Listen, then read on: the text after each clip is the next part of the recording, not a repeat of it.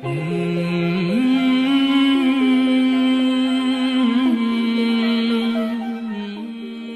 का मतलब डिग्रियां हासिल करना नहीं, बल्कि सोचने की सलाहियत को बढ़ाना है। बगैर सोचे समझे अमल और बगैर अमल किए सोचना 100% नाकामी देता है। तुम्हें ताकतवर बनना पड़ेगा, इसलिए नहीं कि तुम दूसरों को शिकस्त दे सको, बल्कि इसलिए कि कोई तुम्हें शिकस्त न दे सके।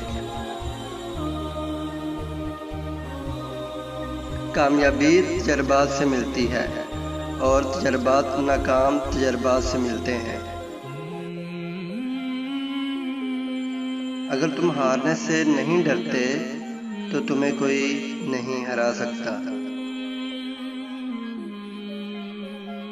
सबसे बुरी और बड़ी बीमारी ये सोचना कि लोग क्या कहेंगे, लोग क्या सोचेंगे।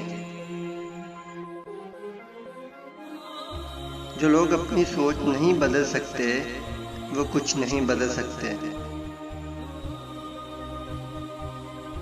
अगर आप उस शख्स की तलाश में हैं जो आपकी ज़िंदगी को बदल देगा, तो एक नज़र आईने की तरफ देख लेना।